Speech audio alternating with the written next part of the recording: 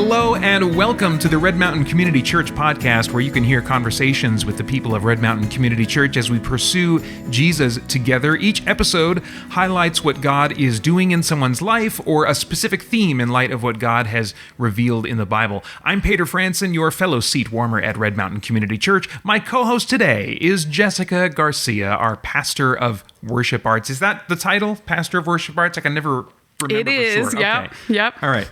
And did they change that at some point to just reflect that the broader definition of worship, and that you are specifically, on the artistic side of worship? Do you know why they? It was that before I got here. Oh, that was what they called math. Yes. Okay. Yeah. But All I right. really liked it. I Yeah. appreciated the breadth of it, and I do have a real heart to minister through the arts, more than just music. So yeah. Yeah. But it was that way before I got here. Okay. All right. Yeah. Cool. All right. So, baby number 3 on the way. Yes. Is that I'm assuming that since you told all the worship team now that this is okay to No, say I this on swore the you all to podcast. secrecy. I only told you. No, I'm just kidding. Yeah. Yep. Yeah. So, and you said to everybody in the message you put out. So, just a thank you in advance for putting up with absent-mindedness. So, is that something you experienced with past pregnancies? Yes. I mean, What's the biggest thing that you've forgotten or that you're afraid you're gonna just space on or something? I literally, right before doing that post, I had, and this was not the first time in this pregnancy that I've done this, scheduled someone for the worship team weeks in advance, didn't write it down anywhere, didn't put it anywhere, just totally forgot about it, scheduled other people on the worship team, and then have the person reach out to me that week and be like, hey, wasn't I supposed to be on the worship team this week? And then me be like, well, let me look back at my emails. Yes. Was that Katie? I think Holly was saying she was a late addition or something. No. Yeah, but no, there was supposed to be a Sorry, different I'm getting into the weeds here. I don't need to get in all the weeds. Yeah, I mean, it is terrifying because my normal level of absent-mindedness is pretty high. So if you throw pregnancy in there, everything just hits the fan. Ugh. It's pretty chaotic. I wish I had that as an excuse, because I am not good with my memory is terrible, absolutely terrible, but I don't know. Okay, so we've got an irresistible question this time again, and it is, what fictional world or place would you like to visit? Oh, well, that's an easy one. Oh. I really love Zelda Breath of the Wild. Oh, okay. Have you played, what's the new one called? Tears of the Kingdom. Tears of the Kingdom. Have you started into I that? very, very briefly started it. Okay. Actually, just a couple weeks ago. Breath of the Wild. Yes. Why do you want to visit the world of Breath of the Wild? Which is basically the same world as Tears of the Kingdom. Okay, yes. But I love the world that they've created in that game. It's very, very beautiful, very diverse, and interesting. And I mean, yeah, they give you, it's all just a exploratory dream where you can explore all these different things. There's different things to discover, just the right amount as you're going along through the world. And they give you this crazy parachute thing, so you can literally glide just around. go off a mountain and just soar around, which is just the best. Very nice. Which is why I've been struggling with the new game, because I don't have that yet. I don't have any of the cool things that I was used to yet. Can you just look up a guide to give me a beeline to this glider? Yeah, I don't know if there is such a beeline, but There's got to be. You got to YouTube that. yeah. What happened? So- How did we never get you into Skyrim? Did you ever try Yes. Skyrim? Oh, yeah. I loved you did? Skyrim. Oh, okay. I loved Skyrim. All right. Now, that's a darker world. That's what I was going to say. It's yeah. not the colorful Nintendo vibe. Yes. Yeah. Gotcha. Yeah, I get a little down in the darker dystopian kind of worlds. So you don't need It's not where I want to. You don't need the hag be. raven going Yeah. from the corner.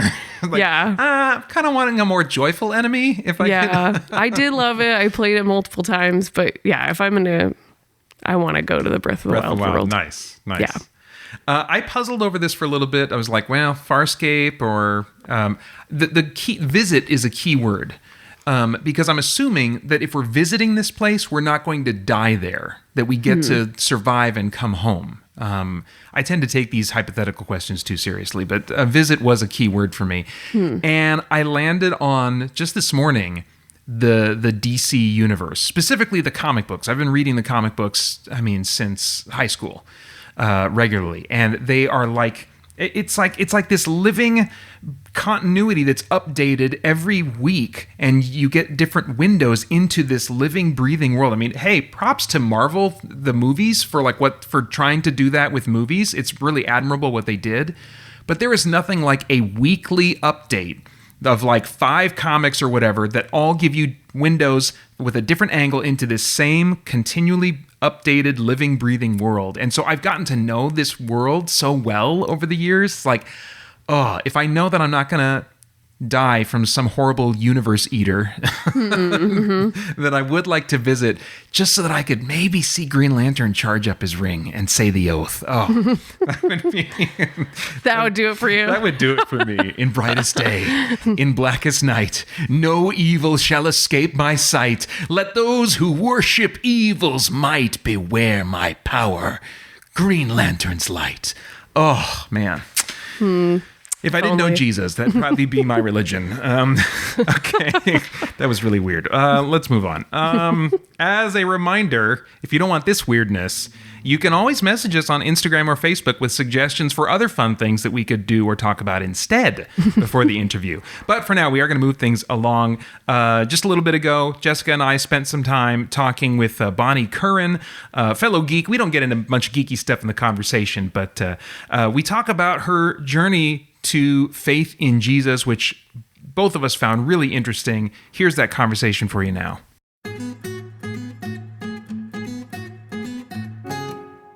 Bonnie, thank you so much for doing this. I know it's a little weird to sit down in front of put a microphone in your face and like, okay, we're going to talk about you for a while now, but I appreciate you doing it.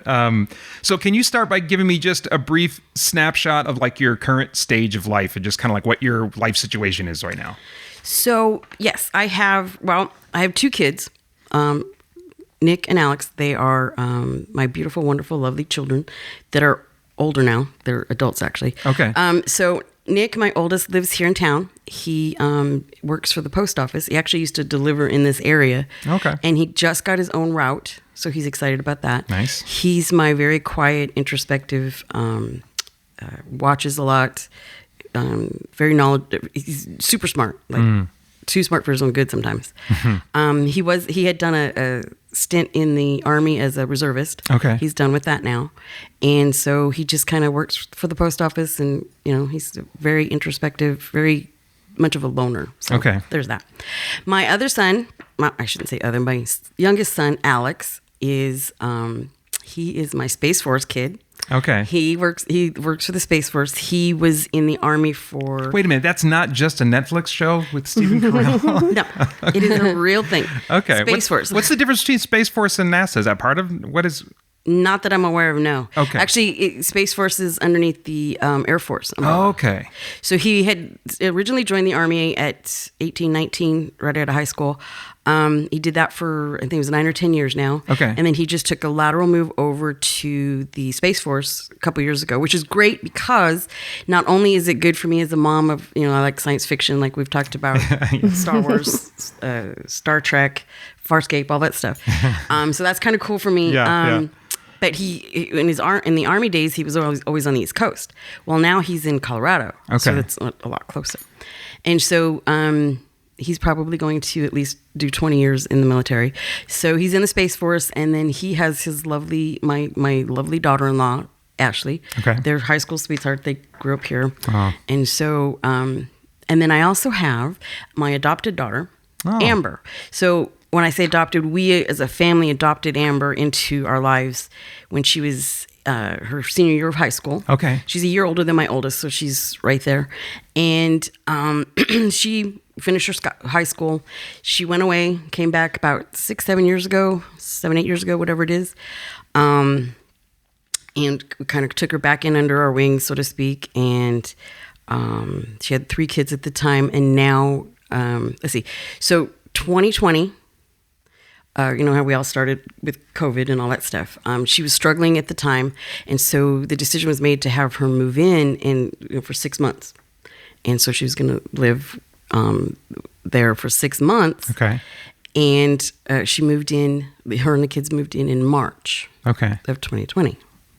We all know what happened then, right? Yeah. So back up just a little bit. In January of 2020, 4 days after my birthday, she had my sweet little baby girl, Ariana. She's like a granddaughter. All 3 kids are like granddaughters, or grandkids to me. So then 6 weeks later, the kids moved in. And the funny part about that is that the day after we got her all moved in is when I discovered that there was a toilet paper shortage. Oh no! And so there's all these extra butts in the house. Oh my and gosh! Yes. So anyway, we had 2 rolls of toilet paper at the time, and I managed to track down some, and we threatened the kids with their lives if they weren't very careful. But so Amber is she's kind of like a daughter, but kind of like more of a mentor type thing, and definitely a friend. I consider her almost like a best friend type thing. Wow. And so she's got 4 kids, Kaylin and Cadence, which are twins, beautiful twin girls. They just turned 13, going on 25, because you know how teenagers are. Yeah. Love those girls. And then Gabriel, her son, he's 8 or 9. I think he's 9. He's like the helper. He'll help you do anything. He loves to get in there and help everything. And then, as I said, my sweet baby girl, Ariana, who is almost 4. So, and I was actually there in the hospital room when she was born with Amber and her mom and me. Oh, wow. So basically, I had Ariana her entire life.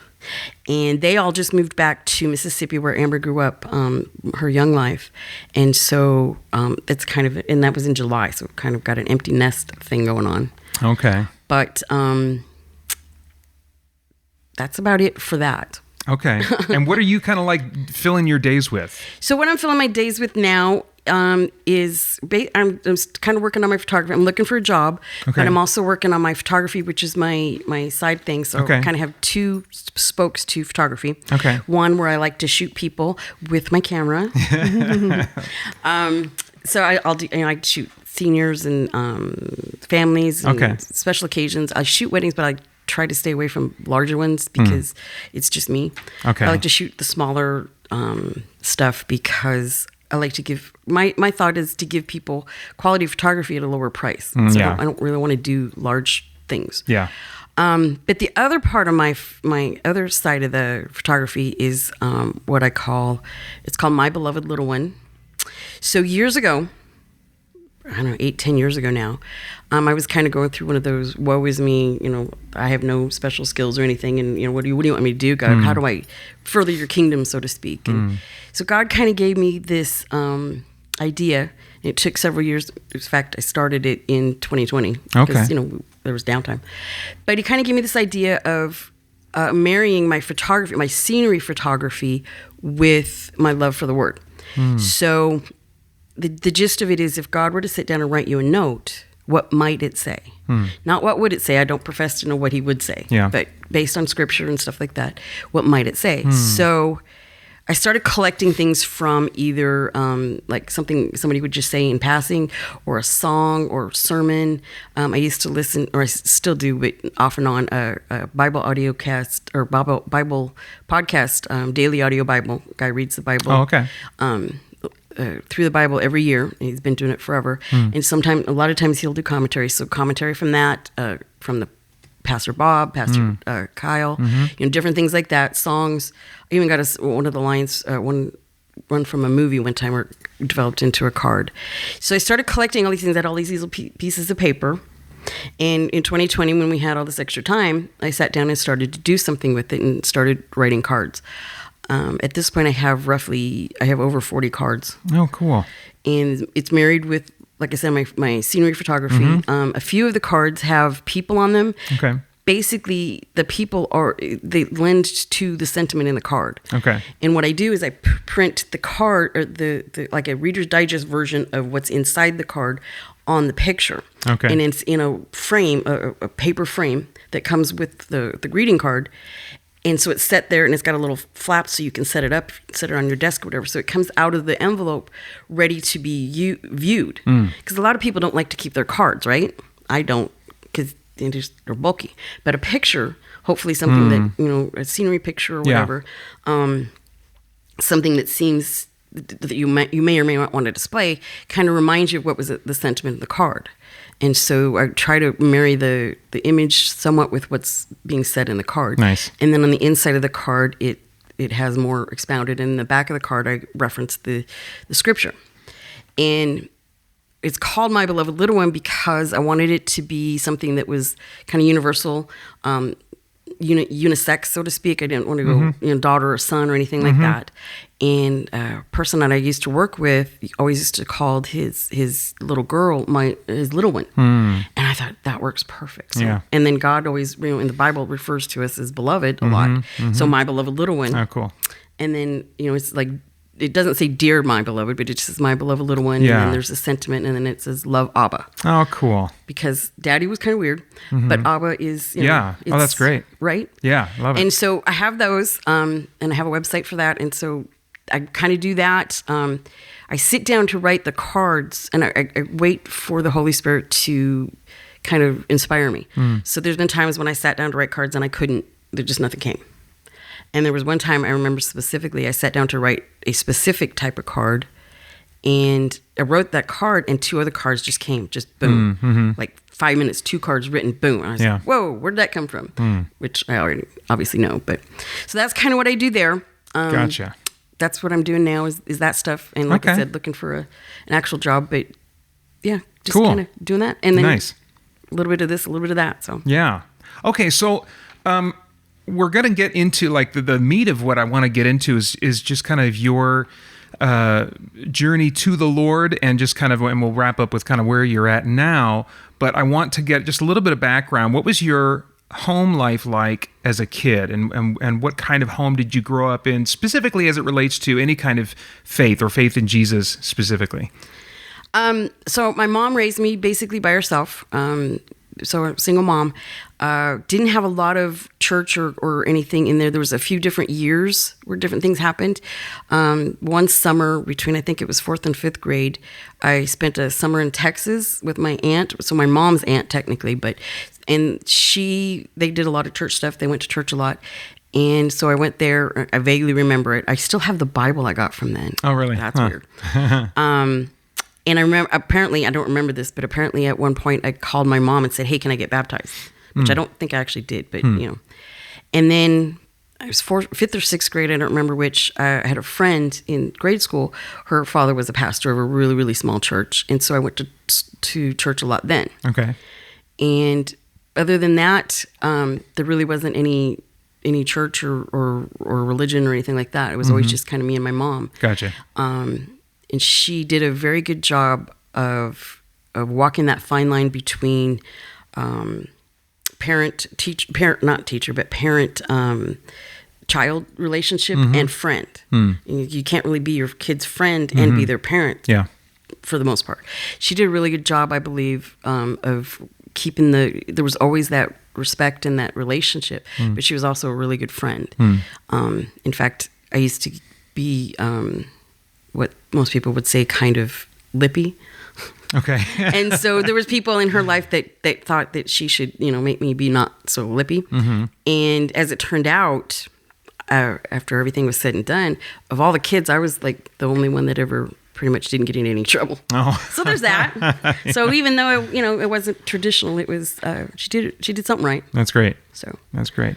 Now where's the North Pole in all this? I heard I was told by two people told me, I think Jessica and Arian at one point said, you got to ask her. She lived in Alaska, something about North Pole High School. We're getting close to the holidays. So I couldn't come up with some great segue or some really clever joke. So I want to hear about this North Pole thing. And then also what kind of dumb jokes have people made when you talk about it? I've never heard anybody make a dumb joke, but they don't believe me. I actually had somebody... It was a guy I worked with, a security guard I worked with one time. I told him I went to North Pole High School, which is just about 15 miles south of Fairbanks. There's a little town called North Pole. Okay. There's a high school. There's a at the time, I don't know if there still is, a pizza joint called Elf's Den. Okay. The laundromat was called Sud's Hut. There's a gift shop, and you can see pictures of it online. I think they have a website. Big, huge, giant Santa. In fact, one year they had the Santa up, and they had his arm kind of tucked under, and there was so much snow that it broke off. Oh, because in Alaska, when it snows, it stays. It doesn't blow away. It doesn't melt. So when it snows in the fall, that snow is still there on the bottom in the spring. Oh. And we have what's actually called breakup, because you get a month of where it's starting to warm up and everything's just wet, wet. I mean, the river, all the rivers, they freeze solid. Rivers, and they freeze solid. Wow. So that's how cold it gets. But yes, I graduated from North Pole High School in Alaska, and the security guard, I said, he didn't believe me, and I said, go look it up, and he went and looked it up, and there really is a high school. In fact, my class was the first one to graduate from the brand new high school, so it was a senior high. Oh, okay. And then I went through 10th and 11th grade there, and then my senior year is when the new high school opened up, so mine was the first class to graduate from there. Okay. Nice. So nice. Yeah. Okay, so so you had some exposure to the Christian faith as a kid. You remember something about baptism, but you never followed through on that. So then, before you came to faith in Jesus, what were your general thoughts and feelings about Jesus, about Christianity? Not too much about Jesus specifically, but I just had no use for God. Gotcha. Kind of felt like, if there was a God, why would he let all of this bad stuff happen in the world? It just didn't jive. And I met my kids' father, and here, so I moved from Alaska to Arizona. I lived in the North Valley, and then I met my ex-husband, and we moved from here, got married, moved from here back to Montana, where he's from, eastern Montana. So I grew up part of No way. I'm from eastern Montana. Yahweh. Everybody says no way, and I always say Yahweh, and very few people actually Have you heard of it. Miles City? Yes. Woohoo! Have you heard of Nye? No. Sorry. I just lived in Miles City. It was a very small town. Okay, I'm sorry. Go ahead. That's okay. Nye is about 2 hours, 60 miles? I don't remember. It's been a while. About 2 hours out of Billings. Okay. So we moved back up there. His family had a business there. They were struggling, and they needed partners versus tax reasons, partners versus employees. Okay. So they brought us on. They waited too long, so it failed. So moved up there, had my oldest son, and then we moved into Billings and had my second son, Alex. Okay. And then he and I were on the same page. Neither one of us had any use for God. There's no God. If there's a God, why does he let all this happen? Which obviously I now know part of the reasons, or, some of the stuff for that. Then, well, I guess that answers that question. Yeah. Would you say then, like, you spoke kind of broadly about why would God allow, bad things to happen? Was it that kind of broad sentiment, or was there a specific or a major contributor, or more than one, to kind of having those thoughts and feelings? No, not really. Probably being where I'm at now, I would say that the thought process then was I just didn't want to deal with, the quote unquote sin. As far as, my feelings are, most people that don't want to believe in God or don't want to go there is because they don't want to deal with the consequences of what that means, of what God means, of what Jesus means, of what the entire story, everything about God, what it means. What consequences come to mind when you say that? Well, like basically sin. You have to deal with sin. You have to deal with like, you mean your own sin? Right, your own sin. So if it feels good, do it, which is not necessarily a good thing, because there's consequences. But if you don't want to deal with those consequences, then let's go for it. It's, whatever. So that's part of it. Plus, there was a lot of stuff in the world at the time. Being a young adult at that time, I had expounded out, well, like a little kid. The entire world revolves around a kid, or the kid thinks that the world revolves around them, rather. And as you get older, you kind of see that it doesn't. Well, even as a young adult, even you realize that the world doesn't revolve around you, but it's still pretty self-centered because you just don't have the experience. Yeah. So there was bad things in the world, death, disease, war, child stuff, whatever, all that stuff. And so why would God let all these bad things happen if there really is a God and he's omnipotent? Yeah. Mm-hmm. If he can do all that stuff, why wouldn't he stop it? So would you describe how you were feeling at that time as just kind of coldly indifferent or actually antagonistic? Was there any... Somewhat antagonistic. Oh, really? Okay. Yeah, I really was. Which kind of, that lends itself to when we get to that part, to the how I came to Christ. Yeah. Well, let's get to that. I mean, Okay. what if you're in this antagonistic place and you've got no use for God, and you're sharing life with somebody that's on the same page, like, yeah, me either, then how do you get from there to beginning to interact with or thinking about the Christian faith, in a different way? It's my kid's fault. Which one? Both. Okay. So what happened is this. We decided that we wanted to put the kids into private school. And Okay. as far as I knew at the time, all schools that were private were religious-based. So what do? So we decided together, obviously that didn't pan out. Fast forward, my kids didn't go to private school. But that was the plan at that point. Okay. And so I had to, and this is literally what I thought, I had to find a religion that I could stomach. That was my thought. I got to find something I can stomach. I honestly didn't know anything about the differences between, Catholicism and Protestant and Baptist and all this other stuff. Didn't know anything. Yeah. And so I had to find something I could stomach that I could, deal with. And at that time I was working my youngest son was, I think, 6 months old or so he was still in diapers. And so at that time I was working part-time, and I worked with a young lady who I worked with for 1 month. So that was, definitely a God thing. And she was going to a church. And so I thought I'd start there. Okay. Start with that church because I knew somebody there, and move on to, wherever else I ended up going. And this is still Montana? Yes, still Montana. Mm-hmm. So I went to her church, and, very antagonistic, like I said, and the pastor stutters. So not bad, just annoying, just a little annoying. Well, when you don't know it, when he didn't stutter bad, and it's kind of like with anybody else that has some sort of a tick or an accent or something. You get used to it after a while, but it was kind of annoying. Yeah. Well, and if you go in and like, I don't want to be here. Exactly. But, so I'm sitting there, got my arms crossed over my chest, and I'm listening to, and I'm thinking, okay, whatever.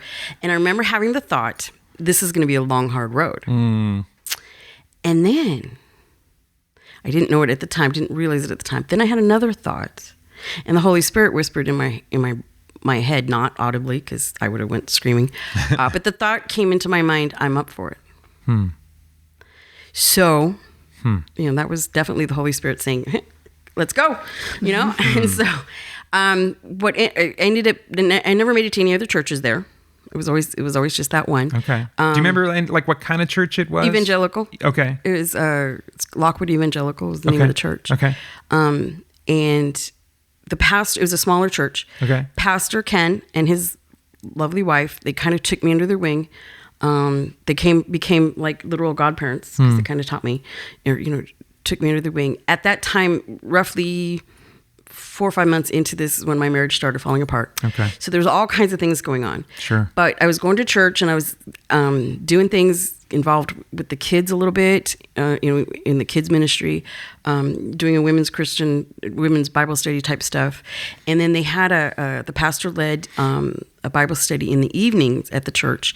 And it was mostly older people, like my grandparents' age or older. Okay.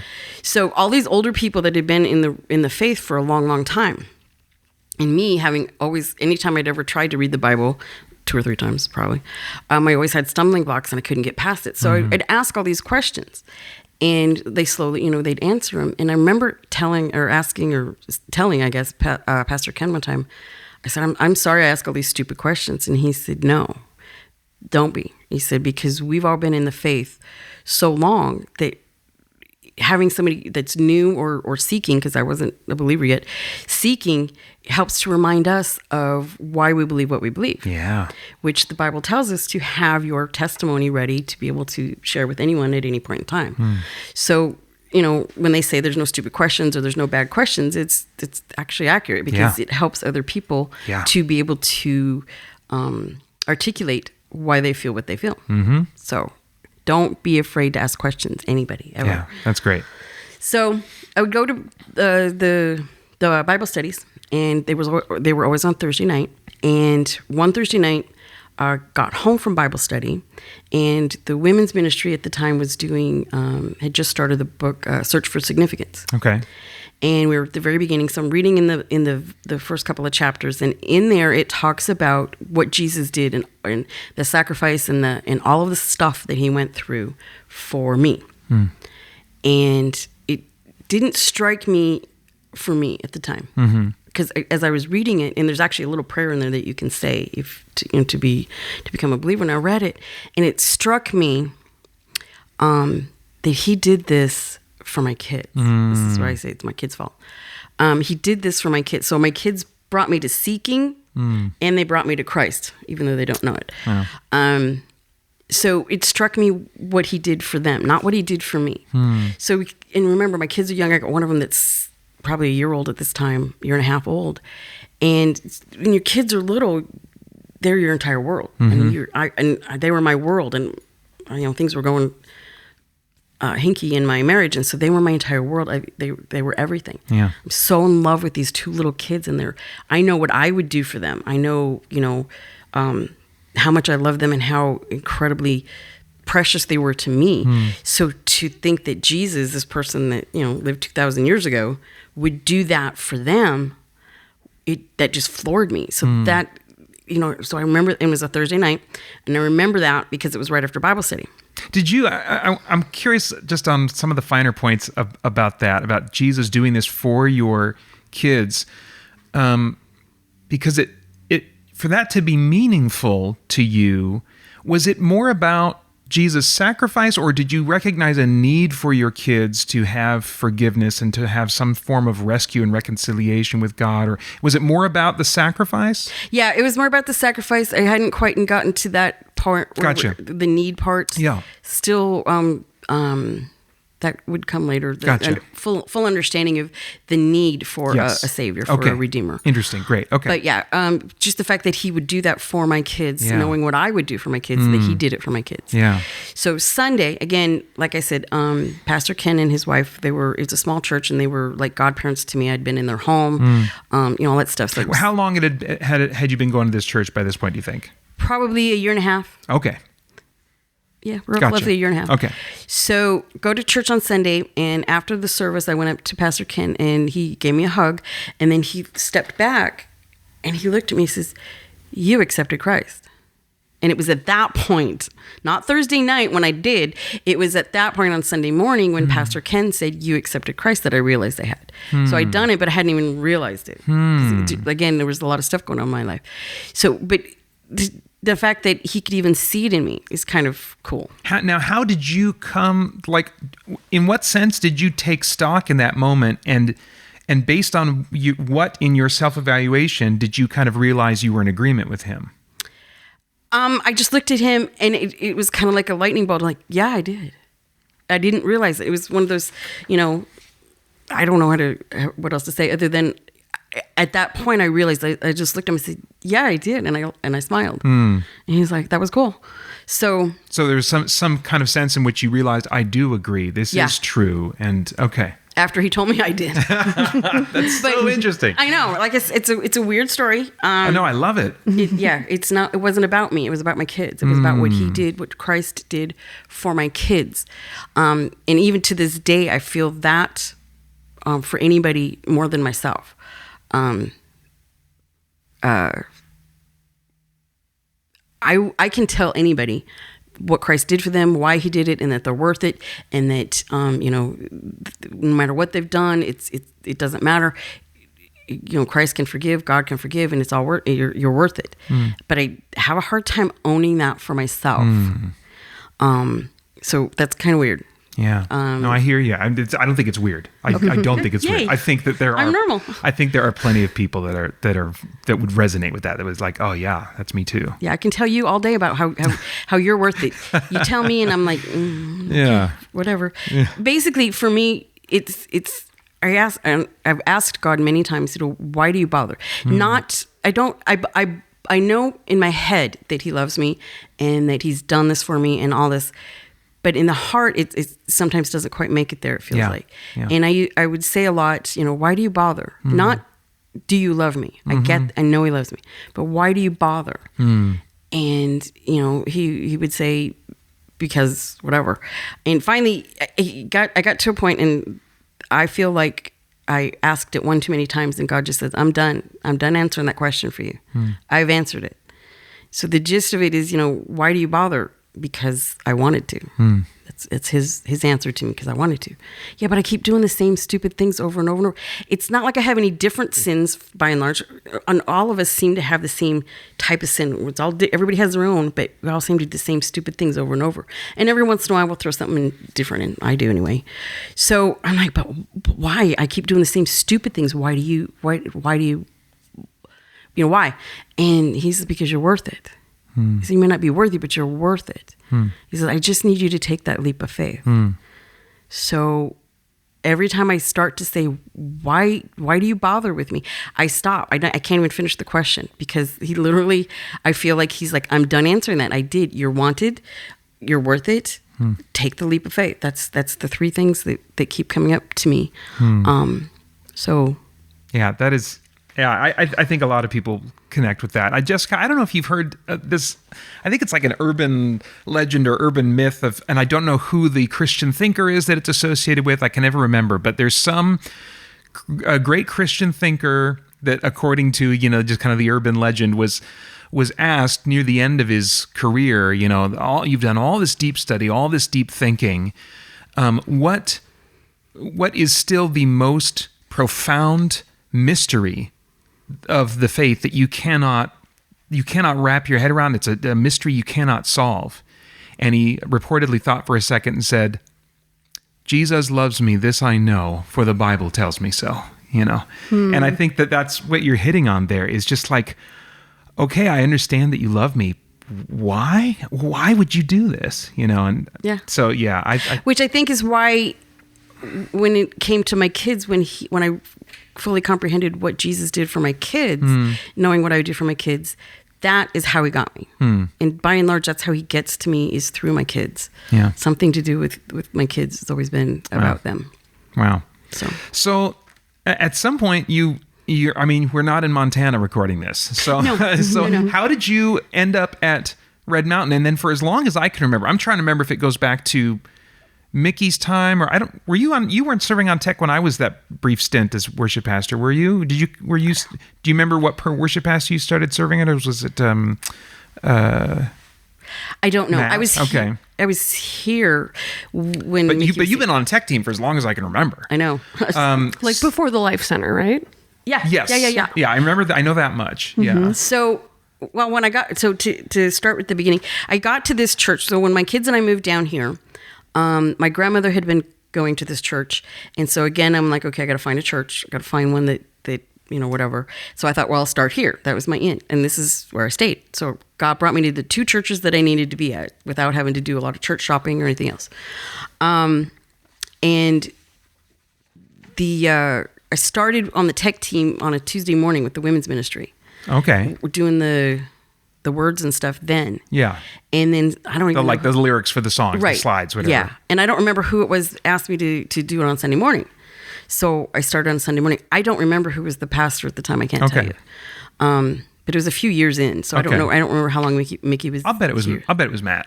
It might have been. Okay. But so I started doing it then. And sometimes I would do both services. Sometimes it seemed like I did every Sunday. And now, since Jessica's taken over, she's got enough people that I can do it once a month. Okay. Or for me, it's actually once a month. And I do one Sunday, and then I do the fifth Sunday. So if there's a fifth Sunday, I do that. If there isn't, obviously I don't. Okay. So that's kind of how I do it. And then I do both services, so I'm done. And I don't have to do it every Sunday. Okay. So what brought you to Red Mountain specifically? I mean, you guys moved here, and then you just started like an online search, or your grandma? That's right. Right. Okay. My grandma. Yes. So she was here, and then I started coming. And the first Sunday I was here was actually VBS Sunday. Oh, okay. So in the Life Center, all these kids on stage. This church is probably 4 or 5 times as big as the church I'm used to. Sure. So that was kind of weird. Because I'm an introvert. I'm always behind the scenes. I'm on the tech team. I'm upstairs. Yeah. I'm behind my camera. I'm not in front of the camera. Yeah. I'm like I was telling you guys, my favorite part of this whole podcast is that we're not videoing it. Yeah. So I don't really like to be out in front. Yeah. So being in the tech team was great. And I can't sing. I can't carry a tune. Nobody wants to hear me sing except God. He's the only one. That's because he loves me. See, we talked about that. He loves me.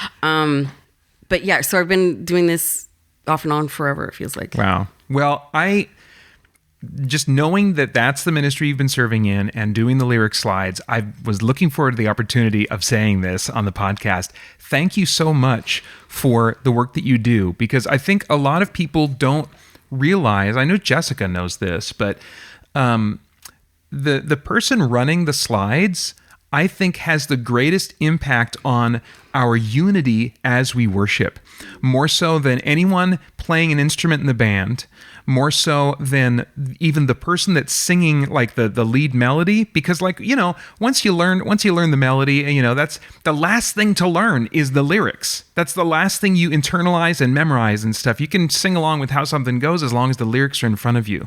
And so when those slides, it's such a thankless task, but when those slides, when the person's on the ball and they're switching on time and they're there when we need them, then we are in the zone, and we are like having this experience together, being as unified, I think, as we can be, each bringing our own individual thoughts, yet unified by the single text that's on the screen. So that is such like a key role, and I am so grateful for you and the others that serve in that role. So thank you so much for that. You're welcome. Yes.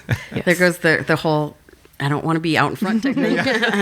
So yeah, thank you. You're welcome. Rather, yeah, it is what it is. I try to hit it on time. Mm-hmm.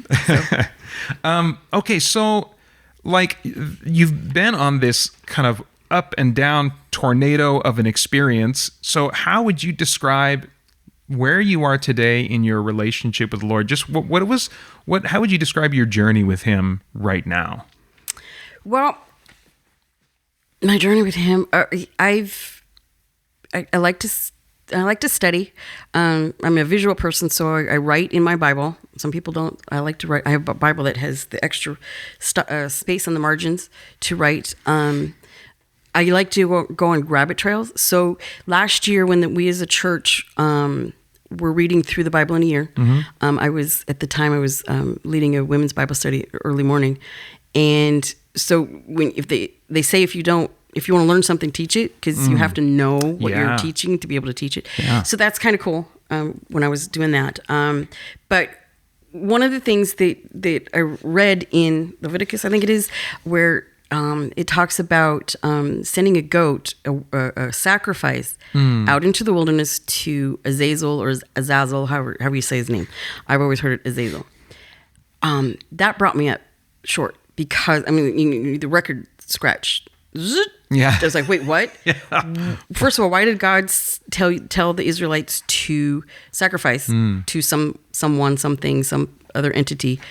Because that's a no-no. And second of all, I knew from a TV show that Azazel was supposed to be a bad guy, right? He's not supposed to be anything that resembles a good guy at all. So I went on a rabbit hole almost. And basically the gist of it is that that particular sacrifice, or the gist of it, is that God wanted them to send their sin. They put their sin on this goat and send it out into the wilderness, out into the chaos, out to the other demons, gods, whatever you want to call them, out to them, because they were on holy ground and they needed to get their sin off of them, out of their holy ground, out into the wilderness and take it out there. And so that made sense. But I had to, because first of all, I was like, whoa, wait, what? Yeah. And so a lot of things like that will happen, and I'll go down these rabbit holes sometimes, or rabbit trails, and sometimes they become rabbit holes. Yeah. Go deep. Yeah. So I like to kind of do that kind of stuff. Right now, so several years ago, 3 or 4 years ago, God had me in a season. We all go through seasons, I believe, where we're learning a lot, sometimes we're not. So a few years ago, I was in a season where I was learning a lot, and Bible talks about graduating from milk to meat. And at the time, 3 or 4 years ago, I felt like God was just lobbing these big, huge chunks of meat at me, like pot roast size. And so I'm eating all this meat, and pretty soon I was like, okay, dude, and yes, I've called God dude. He knows me. We get it. It's a thing. If Kyle can say, hey, bro, on stage about God, not stage, but, the pulpit, I can say dude. Anyway, so I was like, dude, I can't do this anymore. I stop. Just too much. And so we backed off. And so I kind of went, not back to milk, but, I don't know, hamburger or little bits of meat here and there. And so now, in the last 6-8 months, he's got me back in this season of these huge chunks of meat. And I'm not ready to back off yet. And what it is so for me, the Bible, the way I kind of look at it, the Bible, all you need to know about the Bible, all you need to know about God is that God created the world, sin came into the world, penalty of sin is death, separation from God. God set a plan in place to redeem us back to Jesus, and we talked about the redemption. That's I'm closer to that now. And so all you have to do is accept that. That's all you need to know about the Bible. That's how someone on their deathbed can accept Christ and go to heaven, so to speak. It's all you need to know. But you can learn more. Because, the Bible starts at the beginning, God created everything and it was good. And at the end, he created everything, or he was going to recreate everything that's good. It kind of bookends it. And everything in the middle is not so good.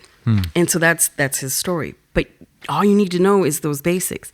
And then depending on who you are and how deep you want to dig, you can make all these other connections.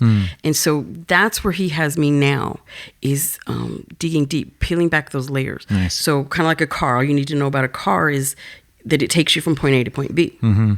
If you want to learn to drive, if you want to learn, how to put your gas in, check your oil, all the way down to being able to build the car. If you want to. I don't want to build a car. I want to know how to check my gas, or check my oil, check the air in my tires, and somebody else can do all of the maintenance. But when it comes to God's story, the Bible, he's got me going through all these layers, peeling back onion layers.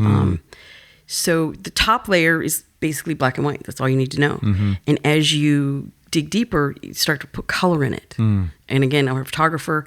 I think visually, so he's got me into these layers, making these connections and seeing things that have just made the Bible like pop, like a picture. You go from black and white, and you slowly add color, and it starts to pop.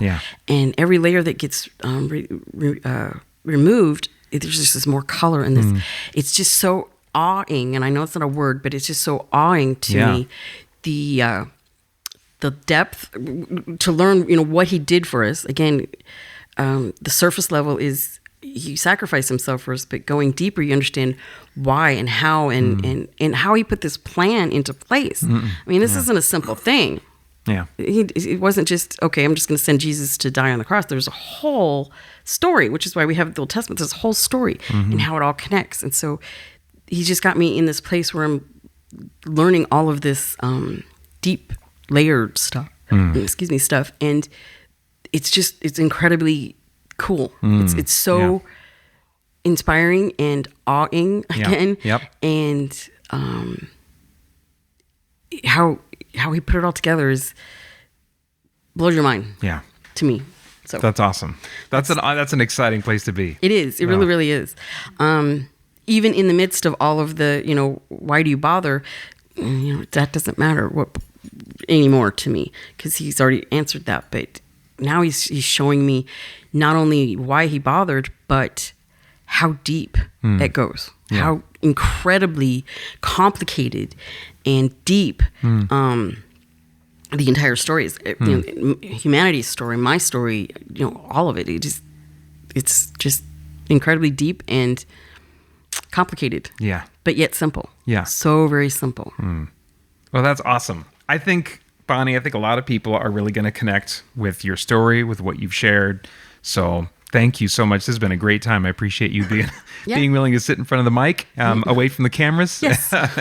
and chat. So thank you so much. Yeah. Can I ask one thing? Yeah. I'm curious that, like, I love how slow and gradual you're coming to Christ, and just that journey that the Spirit took you on.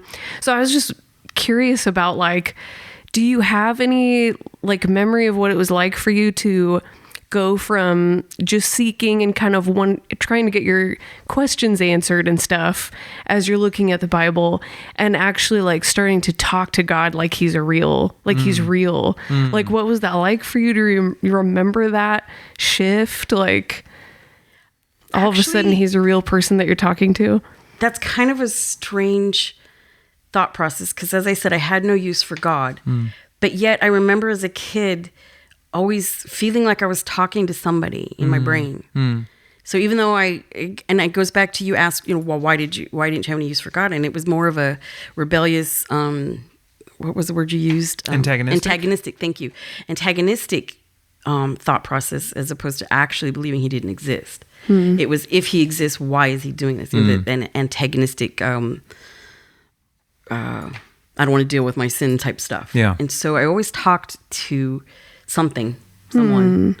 And so I don't know how to answer that other than just accepting that he is not necessarily that he's real, but that he's there for me. And that he listens to me and he answers me. And he does. I've gotten many times where I've had nothing audible, again, because that would freak me out. But I've had, like I said, I'm up for it. That was an answer. When I get the inspiration for a sentiment for a card, the Holy Spirit just kind of whispers in my ear that, and I'll jot it down and come back to it later. But it's just one little word, that. So okay, and so there really isn't an answer to that. It's just kind of always been there. I just didn't want to admit it until I did.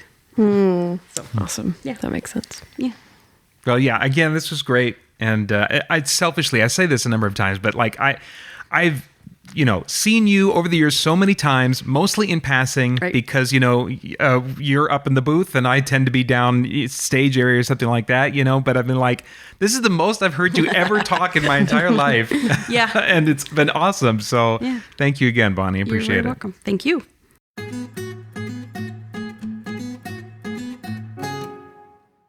Well, I loved the uniqueness of her story. She doesn't think her story is all that interesting, but it really stands out to me from so many stories that I've heard about how people come to Jesus and what that journey looks like for them. So what's something that stood out to you from our time talking to Bonnie? Oh, I think as a pastor, what stands out to me, among many things, but one thing I love to hear about is just the small church and that pastor, I love to think about them, and just, you have this antagonistic person coming into your church who, she may have even been really honest about why she was there, literally just looking for some religion that she could handle because she wants to put her kid in a religious school. Yeah. And the way that it seems like the pastor and the community really embraced her and loved her for a year and a half. Yes. When she was not a believer. Yeah. Very antagonistic, and they just loved her and cared for her. That is so amazing to me and encouraging to me and challenging to me, of just the Holy Spirit is at work in people's lives, even if they are not seeing it, or we really are just it's such a great challenge of faith to really press into how Jesus is calling us to love people, because we don't know what the Holy Spirit is doing beneath the surface, how he's orchestrating things, no matter how antagonistic or slow people may seem to be, to be moving forward in their faith or whatever. Yeah. So I love that part of the story. Yeah. Yeah. I mean, that's what we want Red Mountain to be, is a place where people can come and be skeptical and sit and hang with us and live life with us, whether they've come to a point of belief or not.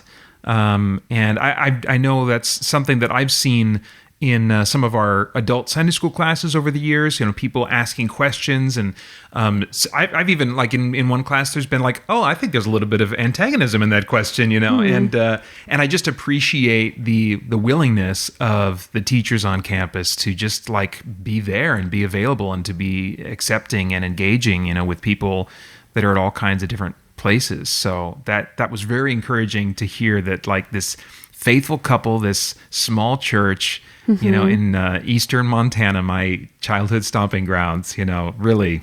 Yeah. Yeah, and I love that he stuttered and yes. I mean, maybe he wasn't even that good of a preacher or whatever. Yeah. Who knows? Just awesome. Yeah. Just and it speaks to how big a difference it can make for a community of believers to love and care for the people that are in their church community. Just whoever's showing up. Yeah. I think for me, what stood out was her seeking and her questioning, both as she was on the way to arriving at faith and then afterward, like where she is today.